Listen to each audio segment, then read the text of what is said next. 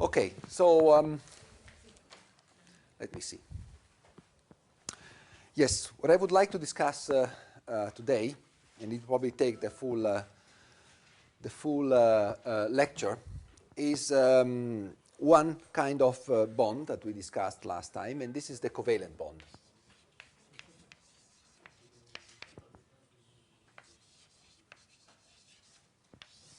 I'm going to discuss this particular type of bond because it gives us a feeling of, in general, about other kinds of chemical bonds, and also because you really see how quantum mechanics in action can give you a prediction about why two atoms like to bind to one another, okay? Not just from a classical point of view, but from a real quantum mechanical point of view. The other reason I like to emphasize this type of bond is because the theory that we will be developing is going to be easily extendable to an extended infinite system. Okay, so we will use the same theory to extend our discussion to an infinite system. Okay, but we will start with a system made of two atoms, and we're going to discuss how two atoms interact with one another and form a chemical bond and bind to each other. All right, so the problem is consists in the following. We have a nucleus here, and we have a nucleus here. And let's, for simplicity, consider two hydrogen atoms, HH. All right, so this is just a proton. This is just a proton. So what we're going to discuss is covalent bond in the H2 molecule for practical purposes. Okay, just because it's the simplest covalent bond we can think of, right? It's only one proton, actually two protons, one here and one here, and of course two electrons, because each hydrogen atom brings two electrons to the problem. Now, if the two protons were very far apart, let's say one here and one here, we know the solution of the problem, right? There will be an electronic cloud here, the 1s state. So the electron will be in the 1s state of the hydrogen atom. The other electron will be here in the 1s state of the hydrogen atom. And they probably will not see each other. They would not see each other. They would just live independently as far as, they are sufficiently far apart. But now the trick is, we're trying to bring them closer to one another, and we want to study the situation in which the two are close enough that they form a chemical bond. All right? So we have one electron coming from this atom and one electron coming from the other atom. But we know for quantum mechanics that electrons are not distinguishable particles. So we cannot say any longer that an electron is coming from this and an electron is coming from that. What we know in practice is that we have two electrons somewhere localized, somewhere around these two protons. These two protons will give rise to an attraction, right? There will be a well that attracts the electrons close to the two nuclei, and of course the potential. So what I'm drawing here is some isosurface lines of the potential. So these two nuclei will generate two Coulomb potentials centered here and here. So these lines here are the isosurfaces of the potential, of the Coulomb potential due to the nuclei, to the two protons. And the two electrons will be located somewhere here and will respond to the quantum mechanically to the presence of this potential determined by the two protons. So from now on, we will not distinguish whether the electrons were coming from one or from the other. We're just dealing with two electrons. Two electrons living in this complex, with this potential with a complex shape. There's one thing I'm forgetting when I'm saying this, and this is the interaction between one electron and the other one.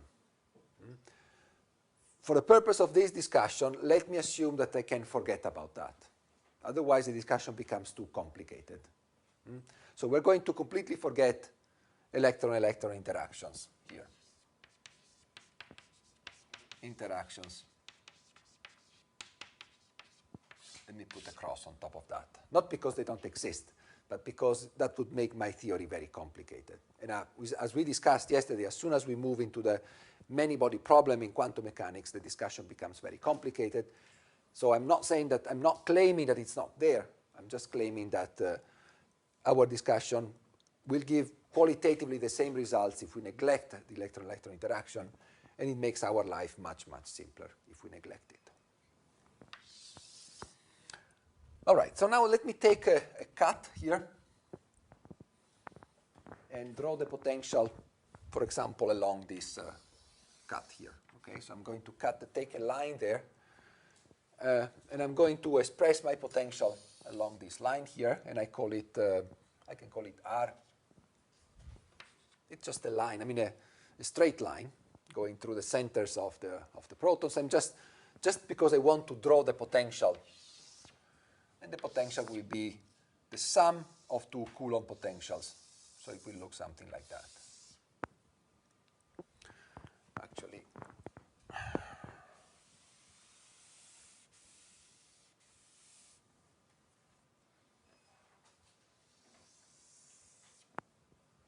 okay.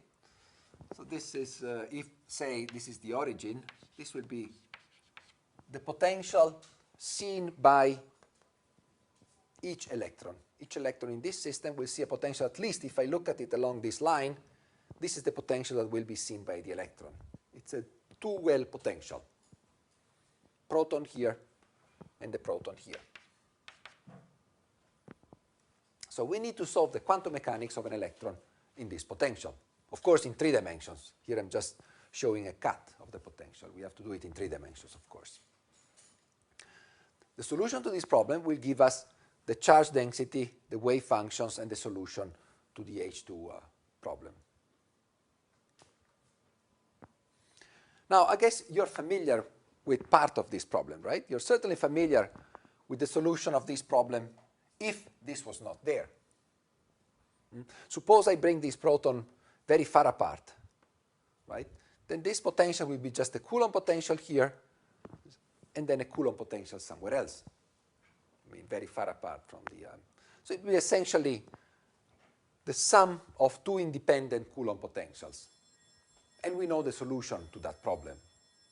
We know the solution of the problem of a simple Coulomb potential. In fact, it's just a proton, so the solution is just the hydrogen atom solution. The problem, of course, that these two are now close to one another.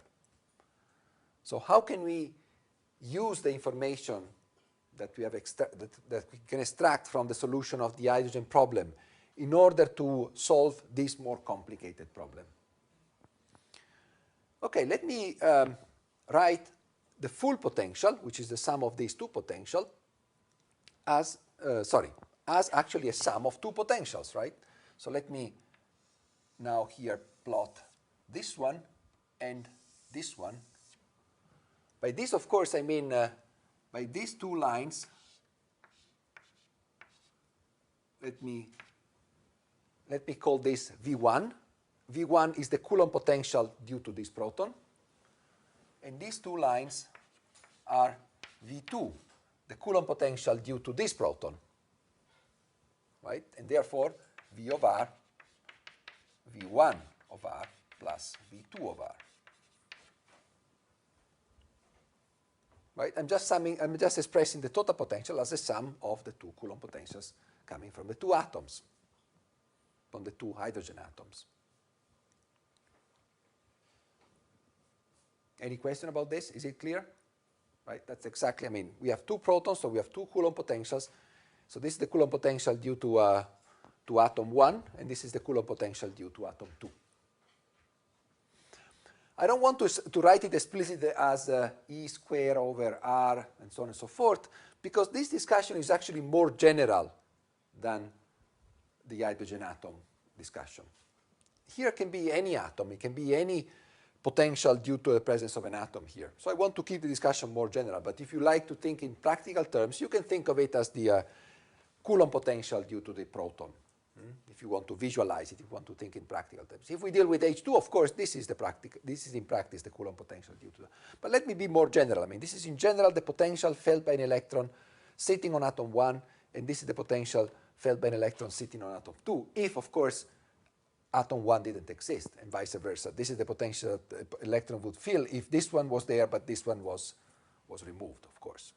The total potential is the sum of the two, obviously. So an electron living in this world will respond to an Hamiltonian, which is given by the sum of the two potentials, right? So we need to solve this problem. The solution to this problem will give us the wave functions and the energies for our problem, for our combined problem. And let me remark once again that this one, this part here, would be the Hamiltonian for atom 1, right? Vice versa, if I take this plus this, this would be the Hamiltonian of atom 2. So this is, I can call it H1, and this I can call it H2.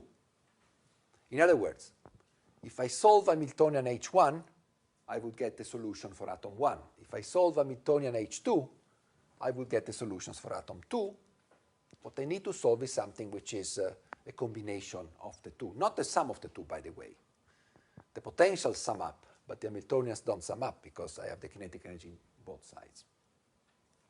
Certainly what I can say is that, well, if I'm good in atomic physics, I know the solutions of H1, right? Suppose that I mean, my knowledge of atomic physics is infinite. I mean, I know everything about atomic physics. And so I know that H1 has some solution. For example, the 1s solutions of the hydrogen atom. So if this is the Coulomb potential due to a proton, E square over R, then I know that the solution, I mean, at least the ground state solution of H1 is the 1s state, centered here. Okay, so in other words, I know that there will be here a level, which is the 1s level, minus 13 point something below the vacuum. And there will be a wave function here, the 1s wave function, which is a solution of V1. This is what I'm expressing here, right? Similarly, of course, I know that if I sit on H2, this also is a trivial problem, or at least something that I can assume I can solve. This will be, again, a 1s state. Mind you, I'm not putting here explicitly the dependence on the position, but clearly this is the 1s state centered here, and this is a 1s state centered here, right? So it's a different 1s state. It's not the same one. But the energy is the same.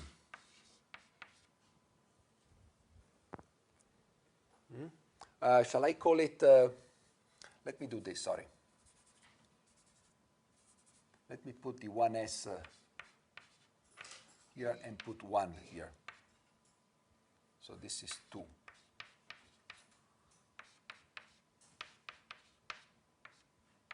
Okay. By this, what I mean is this is the 1s state centered at position 1, and this is the 1s state centered at position 2. So this is 1s 1, and here I have E1s.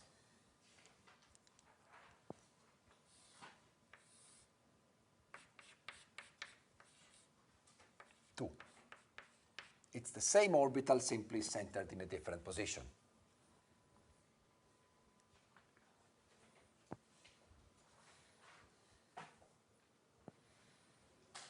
How can I use this information, which I assume I know, right? In the case of the hydrogen atom, it's trivial. In the case of more complex atoms, I assume that I've been able to calculate it or to determine it in some way. How can I now use this information to solve this problem, which is my problem? My problem is to solve the quantum mechanics of an electron in the potential given by the sum of the two potentials, V1 and V2.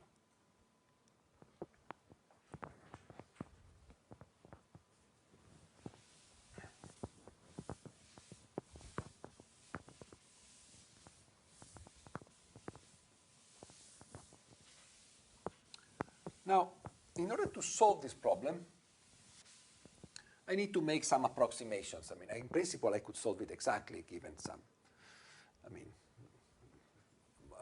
if I was really trying to, I mean, I could solve it, I mean, as a second-order differential equation, numerically or not analytically, certainly, but numerically. But let me suggest an approximation that will allow us to understand a number of things about this Hamiltonian. So let me suggest that when I look for the solutions of Hamiltonian H, that is wave functions phi such that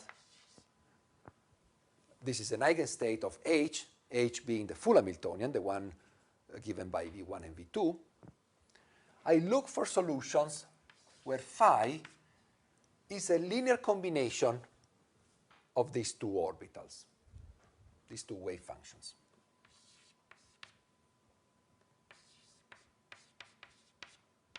Plus A2 phi 2 1s. Of course, I'm restricting myself, the set of possible solutions considerably.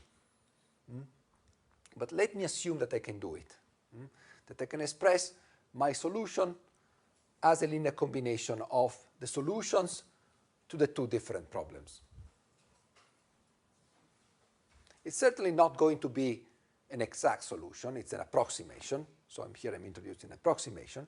Because, but we can tell that this approximation is certainly good in the limit where the two protons are very far apart, right? Because if they are very far apart, we know that the solution is either this or this. So trivially, by having A1 equals to 1 and A2 equals to 0, or vice versa, I can recover the solution in the limit where this is very distant, where the two protons are very distant. So in some sense, what I'm doing is I'm saying, well, suppose I start from a solution I know, that is that the two wave functions are independent, and let me bring the two protons closer and closer and closer. The true solution will become a mixture of the original solutions of the two independent problems. So qualitatively, this is the argument that I'm using to justify my choice of the wave function expressed in this form. Again, it's not an exact statement, but it is an approximation. So let's see the consequences of expressing the wave function in this way. And let's see if we can find a way to determine A1 and A2, right? Our unknowns at this point, if we want to solve this problem, are A1 and A2. Of course, the other unknown is the energy. Phi 1, 1s, phi 2, 1s are given. They are the solution of the atomic problem, which I'm assuming I've already solved. Okay? And similarly, I assume that I already know this energy, which in the case of the hydrogen atom is the 1s energy of the hydrogen atom. Okay, so let me try to solve this problem by explicitly using this expression for phi. So H is written there.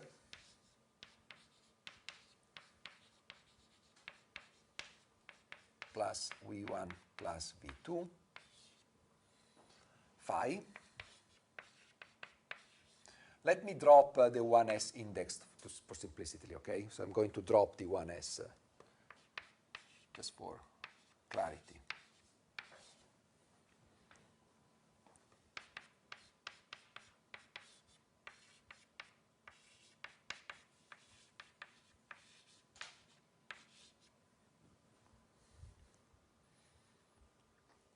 So this is the equation I would need to solve for A1, A2, and E, my three unknowns. All the rest is fixed and is given.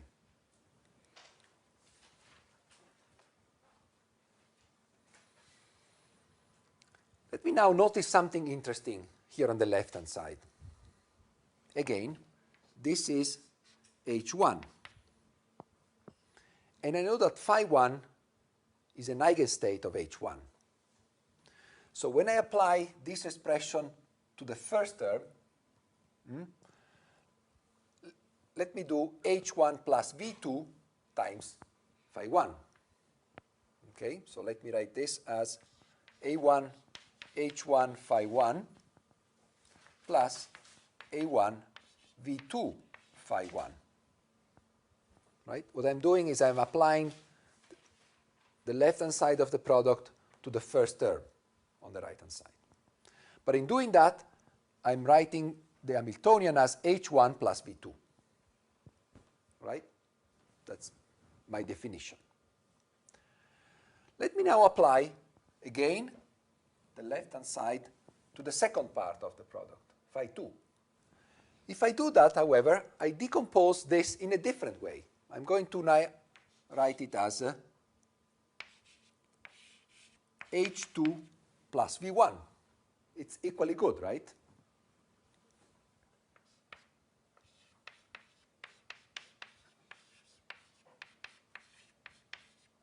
V1 phi 2. Okay? It's clear why I did it. I did it because H2 phi 2, I know the solution already. Similarly, H1 phi 1, it's the solution of my atomic problem. Right? So I've extracted out of my H the part for which I know the solution of. And I left V2 and V1 here as an extra term. H1 phi 1 is the atomic energy for state phi 1. So this is A1 E 1s. Let me actually, instead of calling it 1s, let me call it E naught. I mean, this is the atomic energy, okay?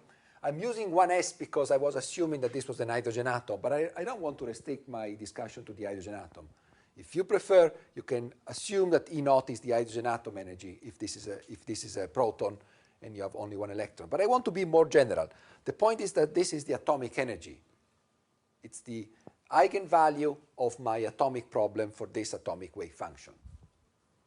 And someone has given it to me. I assume that that problem has been already solved, the atomic problem. So this is, if you wish, E1s. If you wish to be more general, it's the atomic energy of state, of the atomic state phi 1 times phi 1 plus A1 V2 phi 1 plus A2, same with H2 phi 2. H2 phi 2 is the solution, it's the atomic problem. So this will be same energy, whatever that is, 1s, 2s, whatever, same energy times phi 2.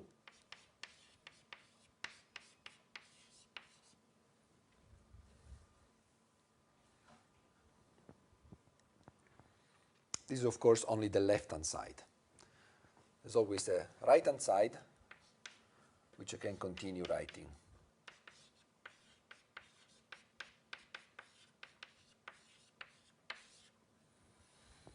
Okay.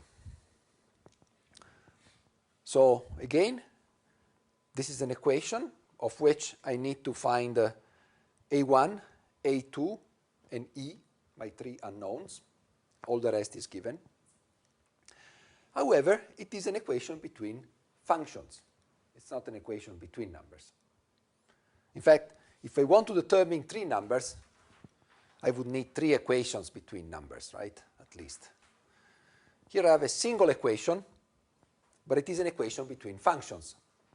So in fact, I have somehow infinitely many equations between numbers that I can derive from an equation between functions, right? If I have an equation between functions, for example, I can say that these two functions, the left-hand side and the right-hand side, have to be equal in all the points, right? So this is, in principle, gives me an infinitely large set of equations between numbers. And here I have only three numbers. So in some sense, I'm over-complete in my in the number of constraints that I'm putting to this equation. But let me try, instead of looking at, say, the equality at a given point, which will give me an equation between numbers, let me do something else. Let me try and extract out of this equation between functions two equations between numbers. And the way I do it is the following. I take left-hand side and right-hand side considered as functions, and I project them onto phi 1 first time and phi 2 second time. What do I mean by projection of a function onto another function? Are you familiar with this concept or not, of a projection? The projection in mathematical terms essentially means that, I think I can write here. If I have a function there on the left-hand side, suppose I have a function here, f, and I want to project it onto another function, say phi 1, for example, what I mean is the integral over the whole space of f times phi 1, right? That's the projection. In fact, you might think of this in bracket notation. I'm sure you've seen bracket notation, right? So what I mean by that, by projection, is simply, I simply don't want to, I don't like to write it in terms of brackets. Otherwise, I would express the, if you liked, I mean, I could express this as a bra, and I would projection onto phi 1 means that I'm taking this and I'm projecting it onto phi 1 or phi 2. If you don't like brackets, the projection means that I'm essentially taking a function and I'm taking the integral times the function that I want to project the other function onto. Okay? So that transforms a function into a number, right? Because this is an integral, so this is a number. So either you see it as a bracket projection, or you see it just as an integral times a function, which I can choose. In fact, my previous argument that I could have chosen to equate these two functions at a given point in space, which was again another way to extract out of an equation between functions an equation between numbers, would correspond to project my function onto the delta function. If if phi 1 is the delta function at a given point, right, this integral gives me the value of the function at that point. So it's the same essentially. I'm simply using a different, when I say that I equate two functions at a given point, it's equivalent to saying that I'm projecting that function onto the delta function centered at that point. Here I don't like delta functions, so I'm going to project it, for example, onto phi 1 and onto phi 2, separately, of course. So I'm going to take this equation here, left-hand side and right-hand side, and I'm going to project it onto phi 1 first.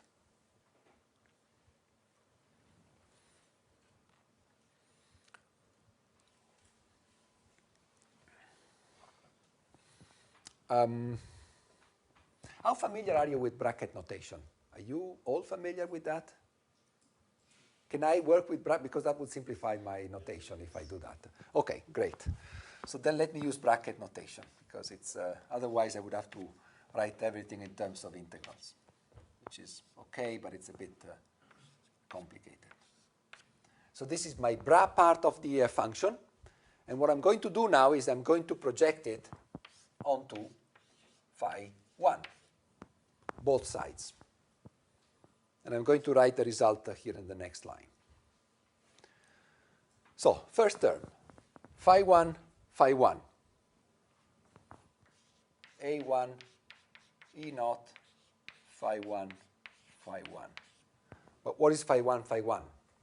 1, right? Because it's phi 1 is the solution of an Hamiltonian. So this must be normalized. So this is 1. Plus A1. In fact, here I have to be careful. The wave function is actually to the left here.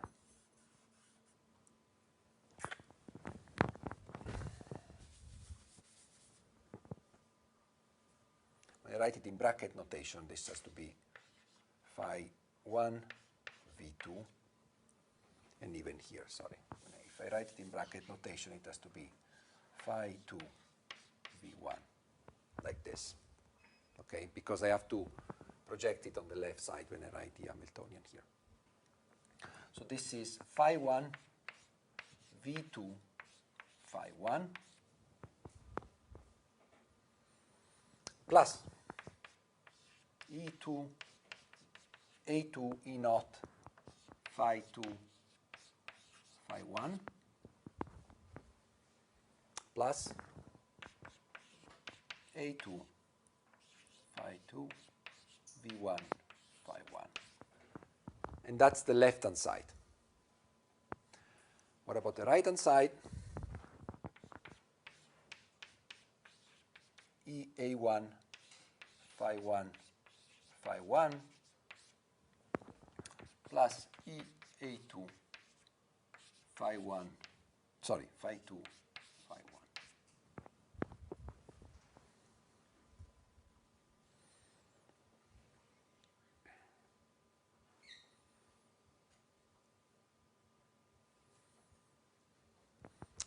This is again 1. What can I say about the other terms? For example, this one, phi 2 phi 1, phi 2 phi 1. Why? Why? Why is it orthogonal? Okay, there are the eigenfunctions, the eigenvalues for the Hamiltonian H. Phi 1 and phi 2, are they eigenfunctions of H? No, H1 and H2. But if we Right, so require phi 1 and phi 2 are eigenfunctions phi 1 of H1 and phi 2 of H2. Is there any reason why they should be orthogonal? No.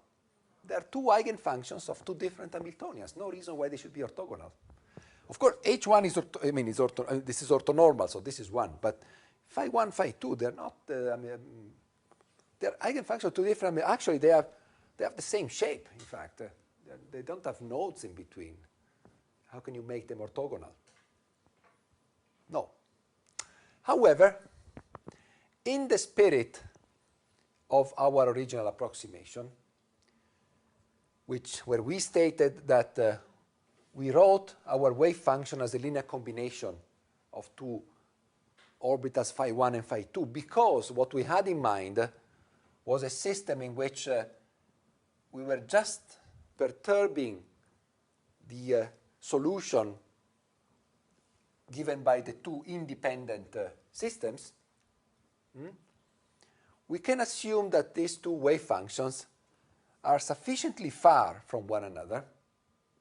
If they get too close, this original approximation is going to fail, to break down, because we've realized that this is going to work in the limit where the two wave functions are very far apart, but when they get very close, their overlap between these two wave functions is going to be substantial, and therefore there's no guarantee that the wave function can be still expressed as a linear combination of the original wave functions, which are wave functions that are valid as long as the two Coulomb potentials are very far apart. In some sense, perturbation theory, which was our initial argument to justify this choice, if the two wave functions get too close, is going to break down. All right? So, although these are two wave functions for two different Hamiltonians, we can... Please. Yes? I want to know, the both functions are in the same spaces? Yes, in the real R3. I think maybe the same. If each function is acting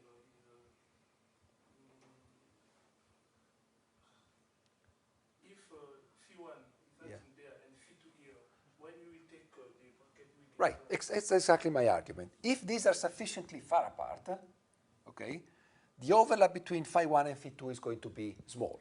Certainly not 0, it's going to be small, exponentially small, because these are exponential functions.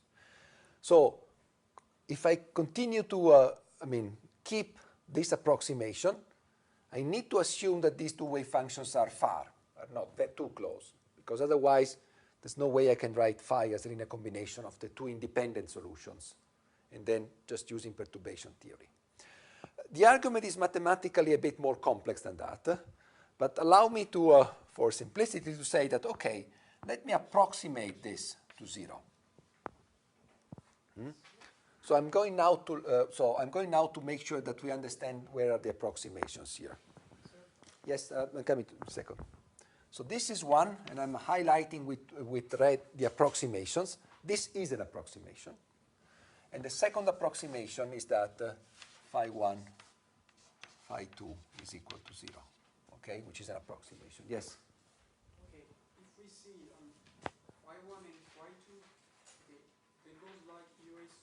minus the norm of the length from the origin line. Yes. So whether they are close enough or whether they are far. Yes. If we sum up on the whole space, then the wave functions vanish rapidly at those inputs. So the inner product, the projection will be zero, right? The projection would be proportional to the overlap between the two wave functions, right? So if these two wave functions were to sit on the same place, this would be 1, right? If I bring this proton here, phi 1 and phi 2 will be exactly overlapping, and so this will be exactly 1. They're actually the same wave function. So this product here, this overlap, is proportional to the overlap between these two wave functions. And if these are sufficiently far apart compared to the decay length of the exponential wave function, then I can claim that this is at least small for our purposes. Okay? But the important thing to keep in mind that it's 0 not because they're orthogonal, but because of physical reasons. Yes? We are considering these two atoms to come to form a bond. Yes. So why do you have to consider an approximation to one bond? Okay, that's a very good question. Our goal is to see the formation of a bond. How can we continue assuming that the two wave functions are very far apart? Because the theory of formation of chemical bond in the limit where these two wave functions have a large overlap is much more complicated than that. Okay? So I need to approach the problem with some reasonable approximations that allow me to develop some mathematics out of it. The truth is actually probably closer to my approximation than to your statement. In other words, the two wave, even if you take the hydrogen atom, the overlap between the two 1s orbitals in the real system, when you bring them together, is not that big. It's not that big. Consider that in the hydrogen atom, the distance between two, in the real system, this distance for the H2 molecule, for example, is about 1.4 Bohr radii. Okay? And the decay length of this is a Bohr radius.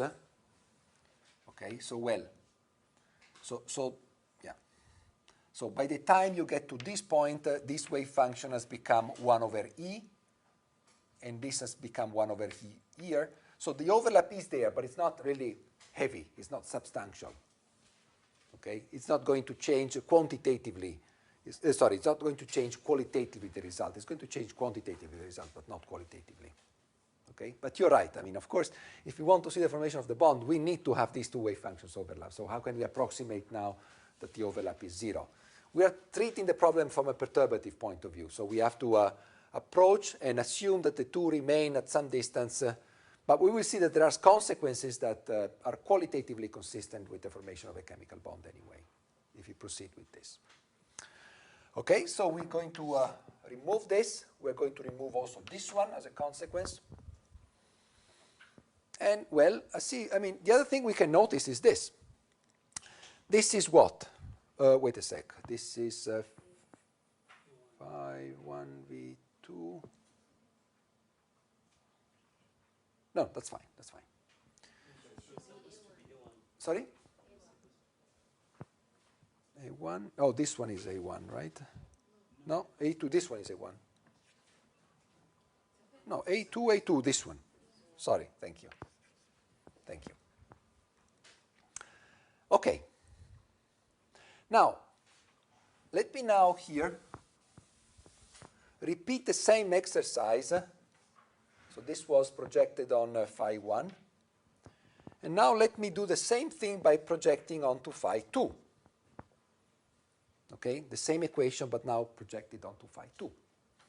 Well, now we can do it quickly, right? The first term, if I project it on phi 2, is, within our approximations, of course, 0. Right? So this is not there. I have to start with the second one. Phi 1, sorry.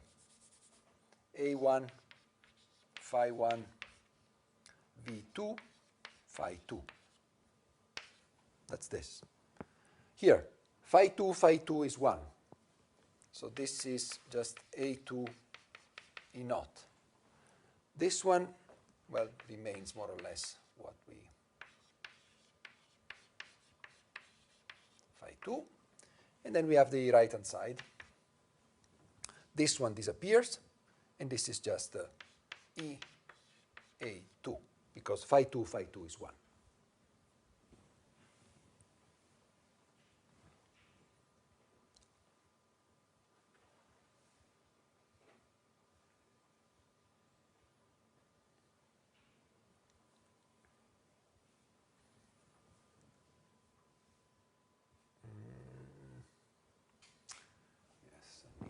Right now this one here, otherwise I'm phi is equal to A1 phi 1 plus A2 phi 2. Because I'd like to I want to work on the left side of the blackboard here. All right, so I have two equations, and these two equations now are equations between numbers finally. It's only 2, by the way, it's not 3. And I have 3 unknowns. However, let me rewrite, just mathematics now, this set of, this pair of equations. These are actually linear equations in my unknowns, right? A1, A2, and E appear both here and here in a linear fashion. So let me write them in matrix form. I'll first write it as a matrix, and then you'll recognize that I'm writing exactly the same thing. So let me write it like this. Here. Sorry. Where's the other A1? Here. Plus phi 1 V2 phi 1. Then here I have phi 2 V1 phi 2 phi 1.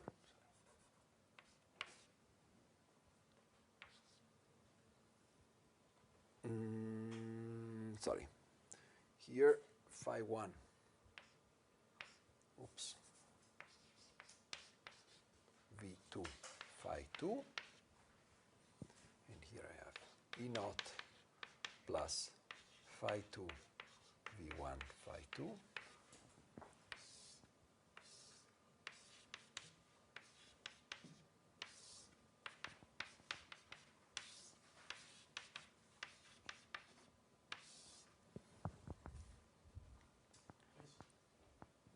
Yes? I don't understand how we get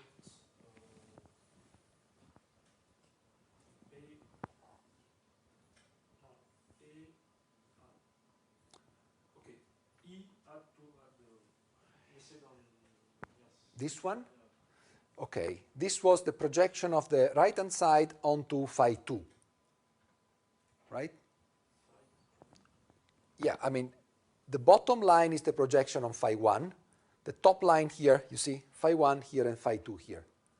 I'm projecting this equation between functions twice, first on phi 1, second time on phi 2. So these are my two equations, up below and above the original equation, okay? So now actually this one is projected on phi 2, of course. So then phi 2, if I project this one on phi 2, this is 1 and this is 0, right? The 2. So this becomes EA2. So I have a central equation between functions. Below this central equation, I'm projecting on phi 1. Above this equation, I'm projecting on phi 2. And now I'm considering the two equations between numbers below and above the original one. And what I've done is I've rewritten these two equations in matrix form. You just have to recognize that I've done a good job. Actually, can you check that I've done a good job? Right, so this would be the first one, right? So it's A1 times E naught plus phi 1 V2 phi 1. Where is A1? A1 is here, E naught, A1, phi 1 V2, phi 1. Okay. Then I have plus A2 times phi 2 V1 phi 2, phi 1. Here you go, phi 2 V1 phi 1 equals to EA1, EA1. Okay? You can check that the first one is also correct. All right? I've simply rewritten these two linear equations in matrix form.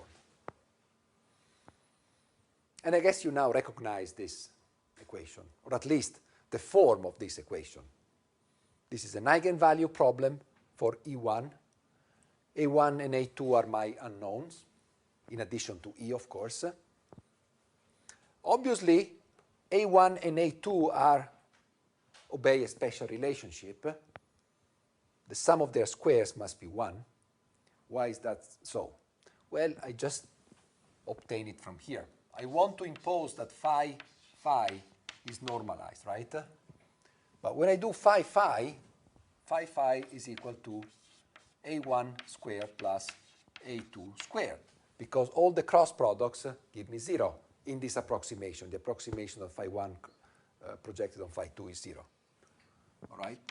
So A1 squared plus A2 squared must be 1 if I use this approximation. Well, here I'm not using complex numbers. I'm using real numbers. A1 for me is a real number. It's a one-dimensional. I don't need to invoke complex numbers here. I can work with real numbers.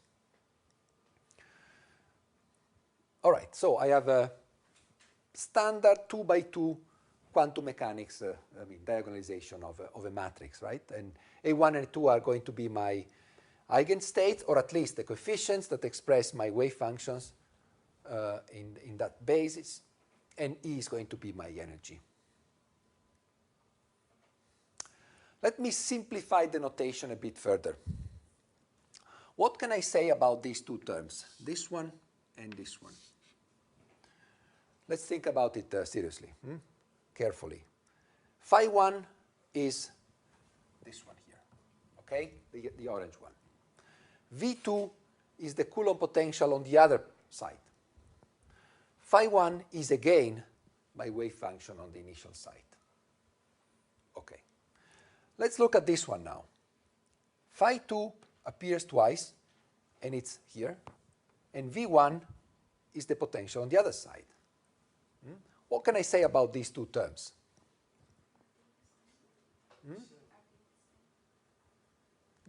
The functions here are just inverted, right? But if the problem is symmetric, if this atom is the same as this, the integral, that is the expectation value, must be the same. And because it appears in this term here with E naught, let me call it delta E naught. I'm just giving it a name, right? I'm just call it in order to simplify bit notation. So by delta E naught, I mean this object. The product between the square of the wave function at the given site times the Coulomb potential at another site. And I call it delta E naught. What about this one and this one? Here it's a bit more complicated, but it's a wave function on 2 times wave function on 1, Coulomb potential on 1. Here, wave function on 1, Coulomb potential on 2, wave function on 2. They're just reverted, okay? When I take the integral, the two give me the same number. If, of course, the two atoms are the same. All right? This term here, I call it T. In solid-state physics, this is typically takes a name of hopping parameter. It's called hopping because you're jumping from one wave function to the other one. And there are some physical consequences that derive from this particular term. So just keep in mind that this is, in the jargon of solid-state physics, this term is called the hopping term, because it's hopping from one side to the other one with the help of a Coulomb potential. Similarly, delta E naught is typically called the on-site term, because it's something that depends on the wave function at the given site. So we have introduced two new entities, T, the hopping term, and the on-site energy. So we can now rewrite I'm just going to rewrite it for simplicity with a new notation.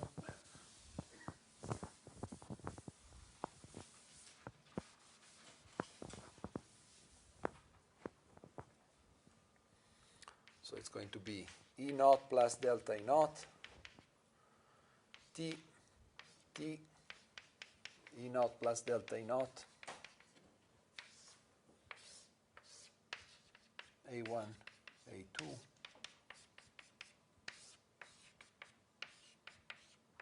okay? So now it looks even simpler. This 2 by 2 matrix is of the form A, B, B. Very simple. Hermitian, same numbers in the diagonal. What are the eigenvalues of this matrix, 2 by 2 matrix?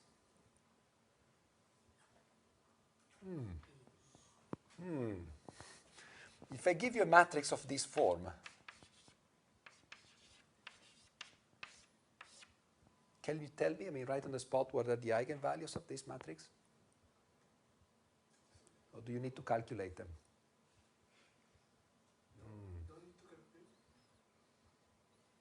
Okay. Any good physicist would tell you immediately what the eigenvalues of this. I mean, you're still at the learning stage, but be ready to learn it by heart, what the eigenvalues of this are. So let's calculate them, okay? We'll do it now, and that's the last time I'm going to do it at the blackboard. Next time, I assume you'll know it. Okay, secular equation, A minus lambda, right? Determinant of secular equation, A minus lambda square minus b squared equals to 0. A minus lambda equals to plus or minus b. Lambda equals to A plus or minus b. Okay? Minus plus, whatever. Okay, so this matrix AABB has these two eigenvalues. Actually, I need to be careful and put the absolute value, which doesn't change if this is a real number, because if the sign of b is negative, I can just change the two signs. It's irrelevant. But if this is a complex number, of course, I have to be careful. Well, if this is a complex number here, I would have b star, of course, not b. So I'm assuming that I'm working with so let me assume that I'm working with real numbers to keep this. Whatever. Let's do it like that. Okay. So this is probably the most common 2 by 2 problem, actually the most common quantum mechanical problem you can think of, a two-level system, a two-state model, and the eigenvalues are given. If these two numbers are degenerate, that is, if the two energies are the same, they're given by A plus or minus the off-diagonal term, absolute value. Okay? Keep it there somewhere in your brain, because this will be very recurrent in physics, if you want. Okay. Well, let's be a bit more careful than that. Let me be, well, okay, let me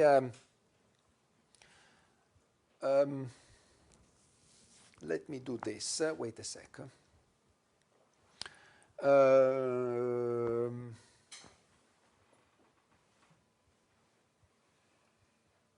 Because I want to make sure we get the signs properly. So.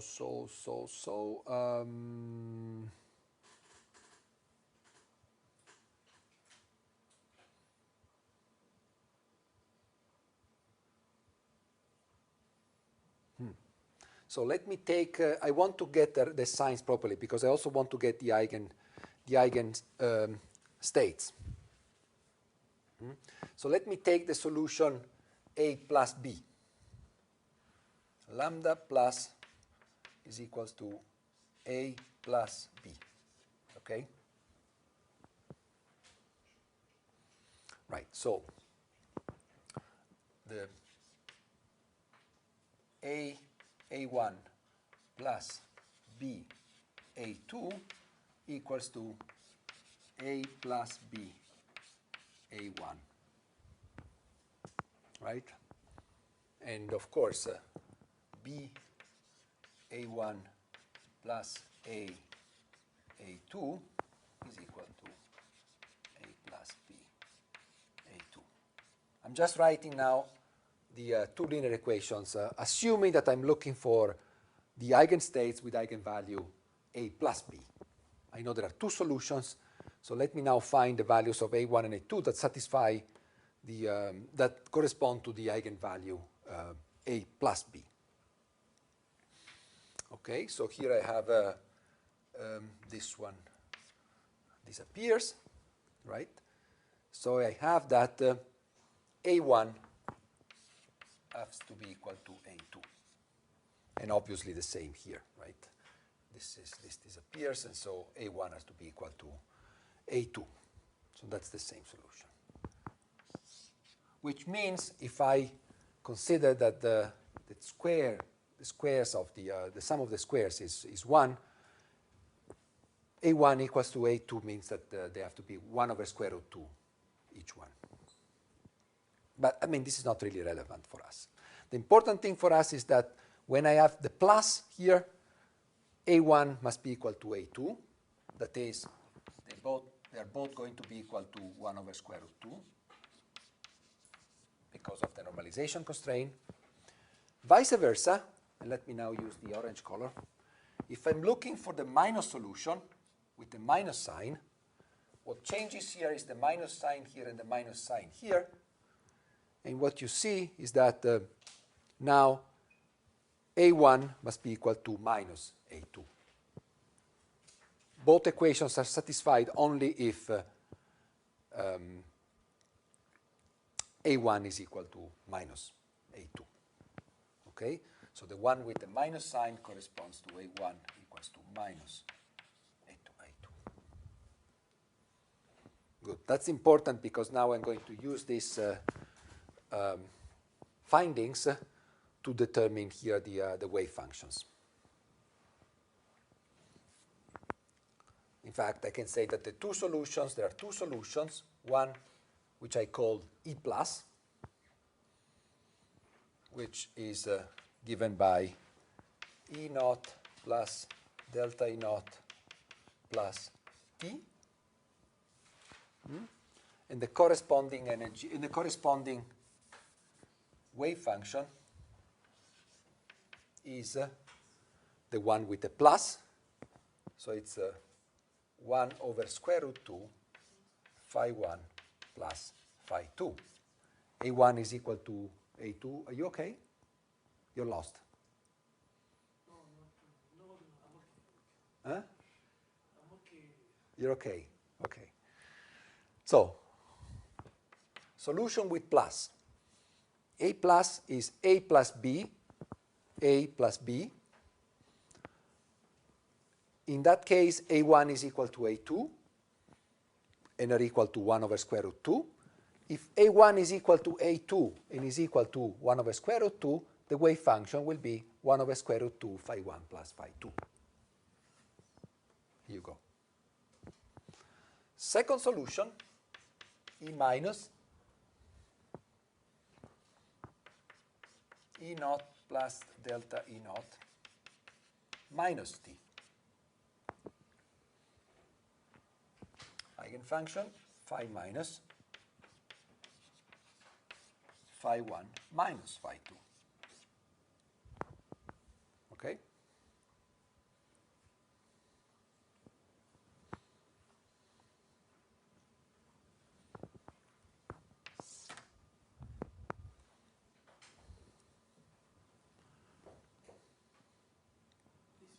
Yes? This calculation is true for the square matrix or for n more than 2. N by n matrices? Okay. Oh, you want a 3 by 3, for example? Okay, maybe if it's And you want a 3 by 3 of the form what? A, and B's everywhere? No, it's complicated. No. I'm just talking about 2 by 2 here.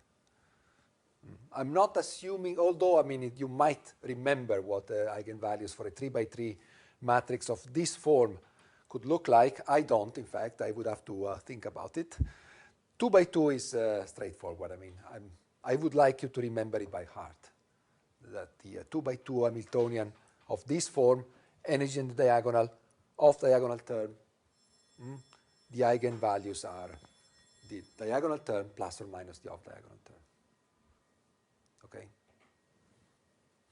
That's something that is very recurrent in physics. Very, very. Both in particle physics, in solid-state physics, in any other field, atomic physics, any field of physics. So this is what we're doing here.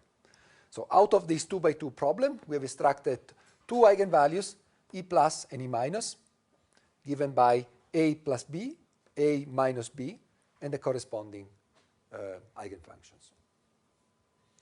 Good. Oof. So let me now, for a moment, go back to my extreme case, where the two protons were very far apart. Let's see if I can recover the solution in the extreme case. If I've done everything properly, I should be able to recover the solution in the extreme case. Well, in the extreme case, if these two wave functions, these two protons are very far apart, I know that the solution is the 1s orbital here and the 1s orbital there. And in particular, I know that their energy is the 1s energy, the atomic energy, E naught. So what happens in the limit of in the limit where these two atoms are very far apart in my equation? Which term is going to be affected by the fact that I'm separating the atoms one from the other one? Well, E naught is certainly not going to be affected. E naught is an atomic property, so it's not going to change if I take the two atoms far apart. What about this term here? This is the overlap between the wave function at site 1 and the Coulomb potential at site 2. If I bring the two atoms far apart, this term will vanish. Same with this term, right? Here is the wave function at site 1 and wave function at site 2. The overlap will decay to 0 if the two atoms are very far apart. So both delta E naught and T will go to 0 if my two atoms go very far apart from one another. So let me actually do this here.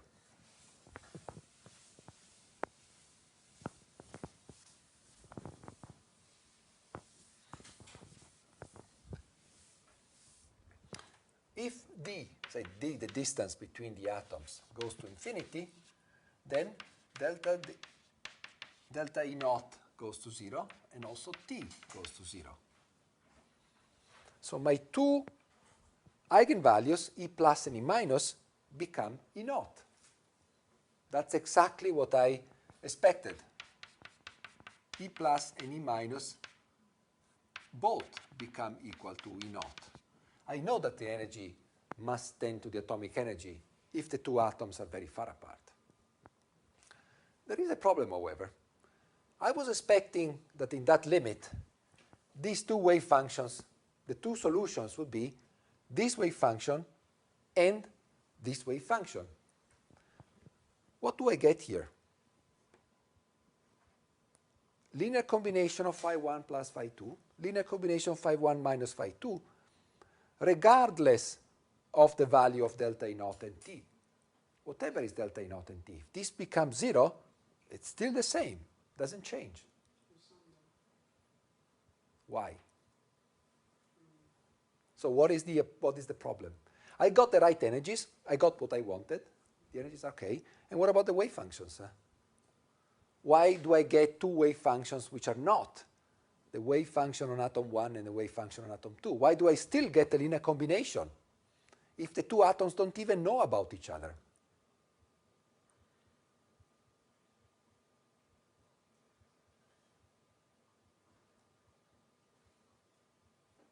Okay. If the energies E plus and E minus are the same, Yes? You have psi plus and psi ones, right? Right? And then what can I do if E plus and E minus are the same? Then? Superposition of the phi plus Perfect. psi ones. Okay? So if the two eigenstates are degenerate, I can build any linear combination I want out of the eigenfunctions, right?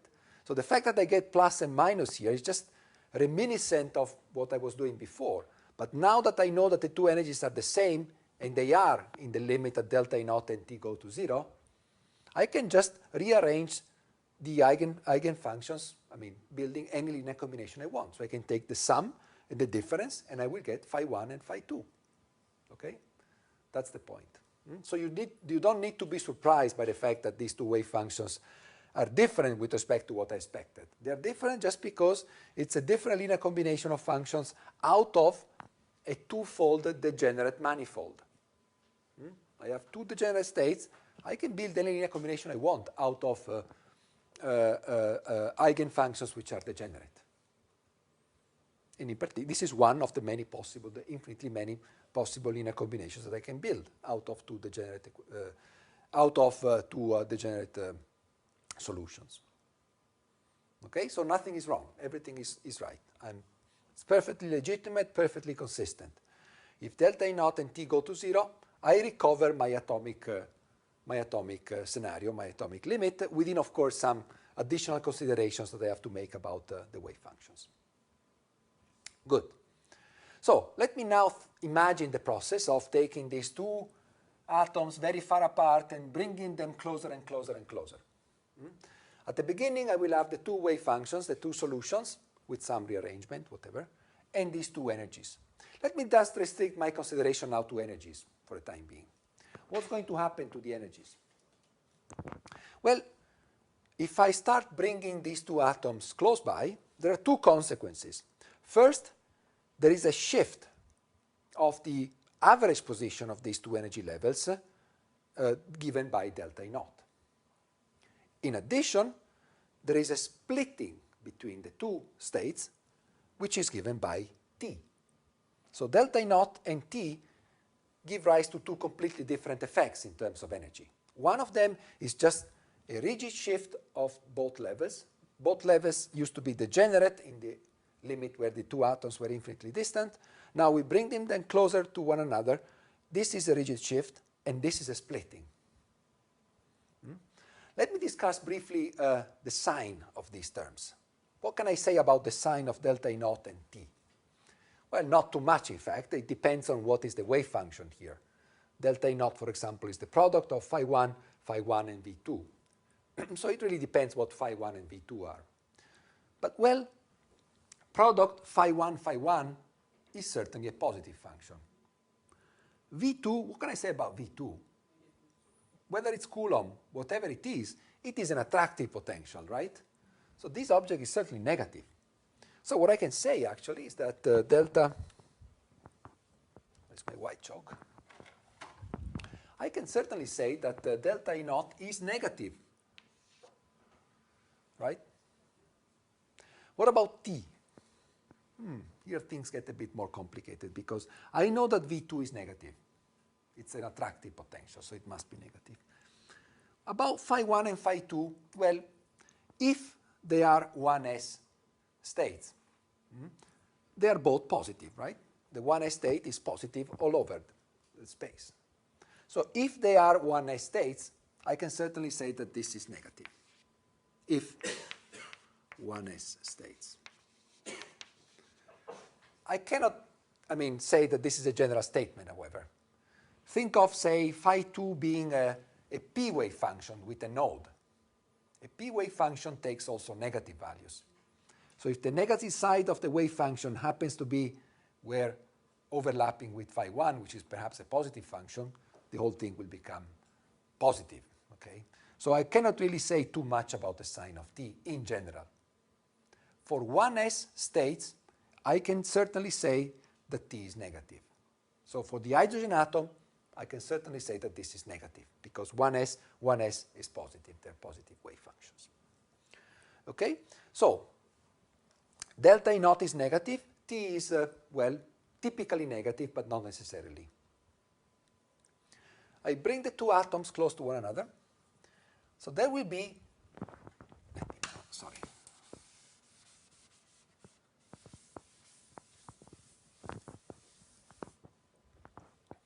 There will be a shift, a rigid shift of the average value of these levels by an amount given by delta E naught, which is negative.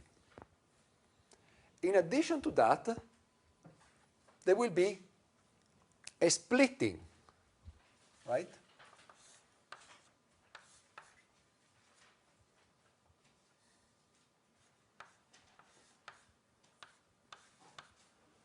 I'm now showing the splitting for a negative t.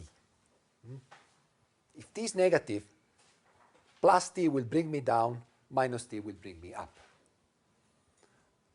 So the two solutions will be E naught, rigid shift for both, and then plus or minus t in the opposite direction. Now, in drawing this, I'm actually assuming that the absolute value of t is larger than the absolute value of delta E naught, which is not necessarily the case. I'm just assuming here that the absolute value of t is larger than the absolute value of delta E naught, but this is not necessarily the case. So I will have two states, this one and this one. Plus t was E plus, so this is E plus. Minus t is E minus. Okay. Oh, sorry, I removed the wave functions, but I'm sure you remember that E plus was phi 1 plus phi 2, and E minus was phi 1 minus phi 2, right? So if I now have to draw the wave functions on top of these energy levels, I'm going to get something like this. This plus this. The E plus state will have the two wave functions summed with the same sign, and E minus will be this wave function, and here minus the wave function. Okay? So phi 1 minus phi 2. This will be phi plus, and this will be phi minus. Okay.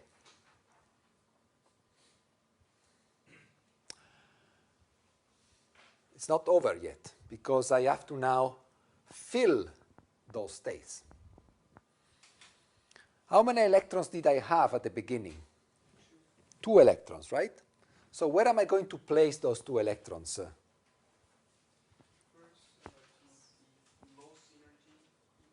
I have to follow the hierarchy of energies, right? I have to place them in the lowest possible energy states. I have 2 electrons. Where do I place them? Spin up and spin down. I place them both in E plus. So in this picture, I'm going to place my 2 electrons both in this state, and no electron in E minus.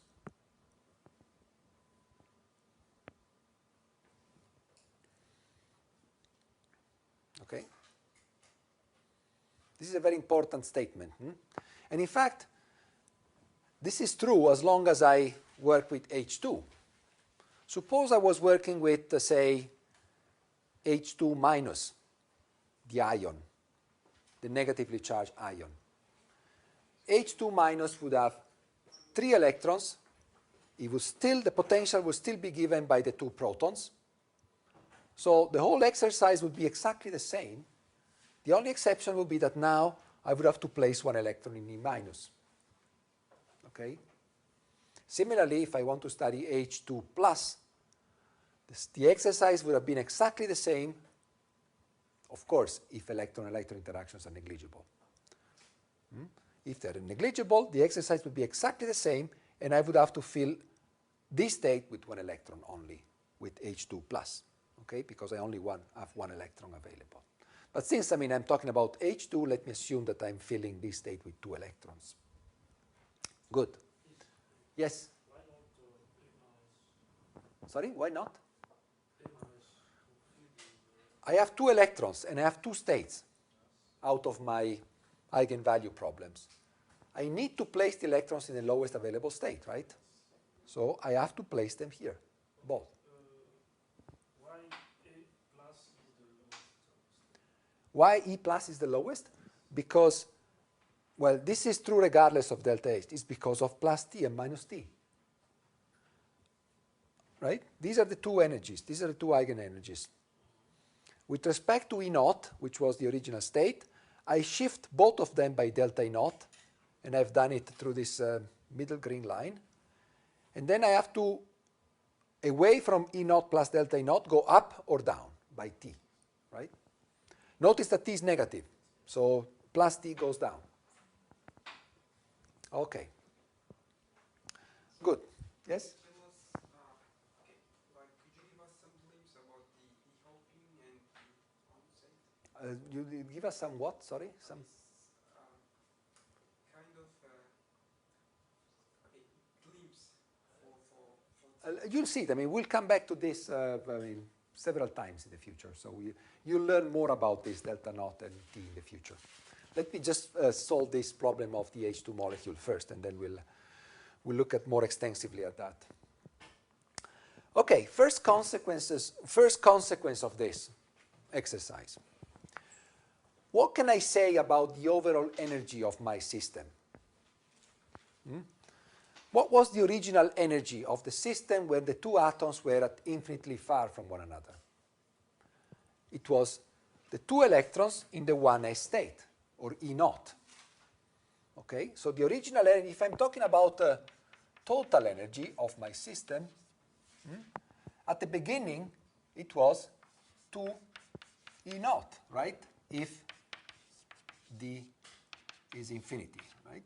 Twice the atomic energy. It's a negative number, of course. But if now we bring the 2 atoms close to one another, the electrons are no longer here. They're actually here. So it's actually twice E naught plus delta E naught plus T. And both of them are negative. So this energy here, sorry, the new one, is going to be below the original one. You have an energy gain of twice delta E naught plus T. Right? Let's put it in absolute value, right? If I'm talking about energy gain. It's like if I mean gain, I mean positive numbers, right? So I put an absolute value. So I've gained energy by doing that. I've gained energy by rewriting the wave functions, building these linear combinations of wave functions, and taking advantage of these 2 terms. That is, taking advantage of the fact that whenever this wave function sees the other Coulomb potential, sorry, here and here, there is a gain of energy in doing that. Takes advantage of the presence of the other nucleus. The physics is obvious, right? There is an electron on this side which sees the other nucleus and takes advantage of the other nucleus by building this linear combination. And similarly for the other one, takes advantage of the other nucleus by building this linear combination. Of course, you might actually argue that we are neglecting electron-electron interactions. So it is true that the electron takes advantage of the positive nucleus here, but in principle, it should also feel the repulsion of the other electron, which is on the other side. So our argument is not complete. One can, of course, show that the dominant effect is the nuclear one. It's the gain due to the nuclear interaction. And the electron-electron interaction is a correction to that. So I just want you to keep in mind that the gain is, there is also a loss mechanism in doing that which we're not considering because we are neglecting electron-electron interactions. But the argument is qualitatively the same, even if you include electron-electron correlations. So the first conclusion is that there is an energy gain, and the energy gain is proportional to the overlap of the wave function, to how much the wave function sees the other nucleus. By the way, you might actually argue that there is an inconsistency here in our discussion.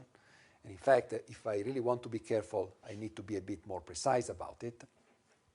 You remember we made this approximation. So we assumed that the overlap of the wave function on 1 and 2 was 0. Here we are retaining terms which have to do with the overlap of phi 1 and phi 2 here, or with phi 1 and the Coulomb potential on the other side. Okay? So we're not totally consistent when we do this. We are neglecting this and we are keeping this. Again, I'd like you to keep this in mind because all what we are doing goes through approximations which are just meant to make our calculations easy to do in a lecture.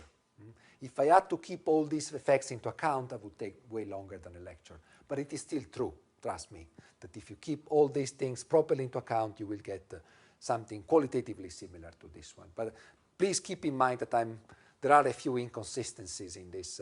The other one was the one that you mentioned, namely, how can I build a charge in the middle if I'm assuming that this is 0, there's no overlap. Okay. Okay, first consequence, energy gain, net energy gain, if I form a bond. What do I mean by a bond? I mean, here I'm still playing with the original wave functions, right? So what do I mean that there is a formation of bond, that there is an accumulation of charge in the middle? After all, I'm still using the old wave function, so how can I get an accumulation of charge in the middle? That's not exactly true. Let's place ourselves at this point, exactly in the middle between the two atoms.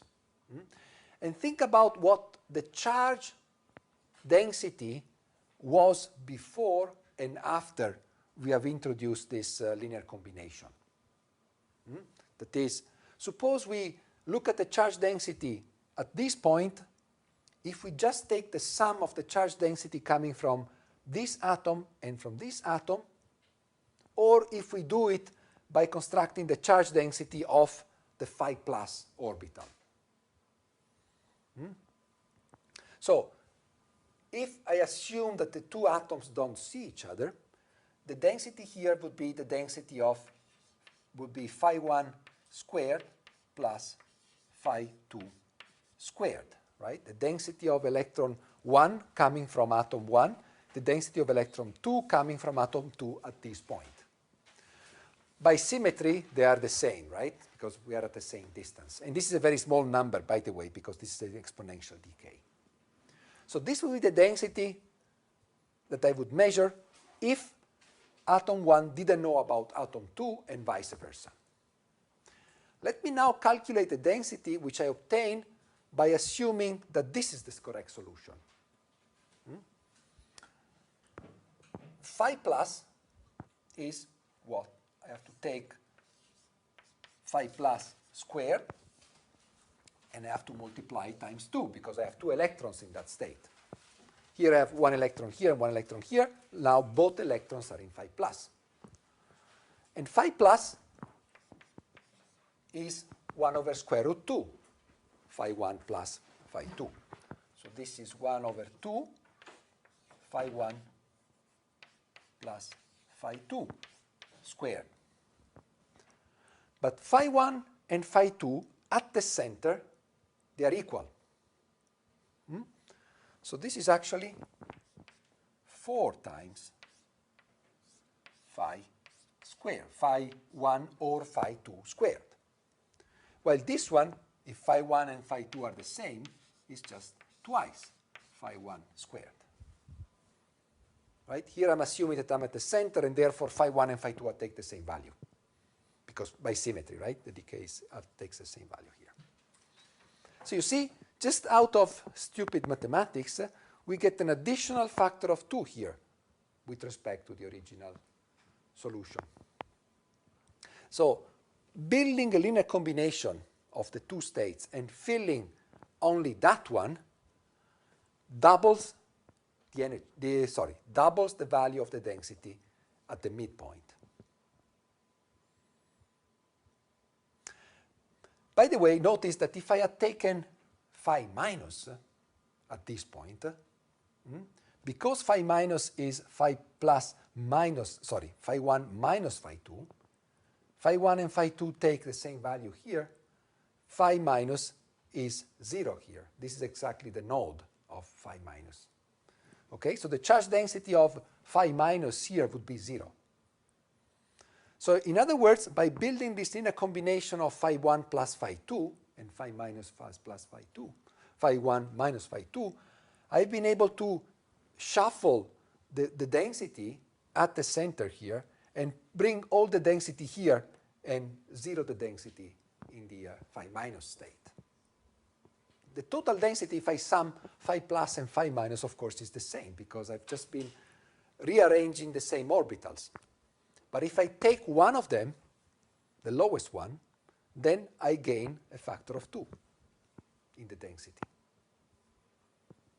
Okay? So the first conclusion is that energy goes down by an amount which is proportional to these overlaps.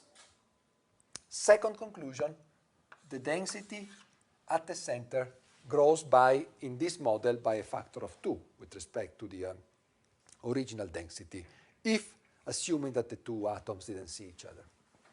So this is what, in this language, I mean in this model, corresponds to charge accumulation. There is indeed, with respect to the sum of the independent charges coming from the atoms, there is indeed a factor of 2 increase of the density at the center of the bond. That comes out from this model.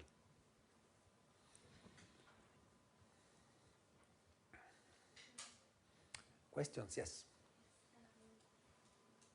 In the case that the two electrons are sitting in the phi minus, Okay, so in the case that the two electrons are sitting here, yes? do we have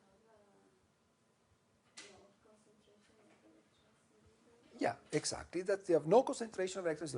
By the way, this is a physically realizable situation because while we know that delta E naught must be negative, T could be in principle positive.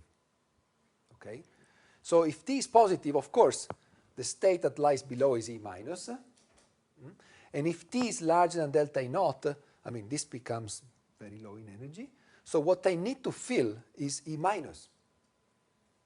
So it may be that at the center there is no charge density in the two cases. However, no, wait a sec. This is not entirely true. It is true if the two orbitals are the same. This statement holds if the two orbitals are the same. Unfortunately, in cases where T is positive, typically the two orbitals are not the same because they have to have opposite sign in order to make T negative, T positive.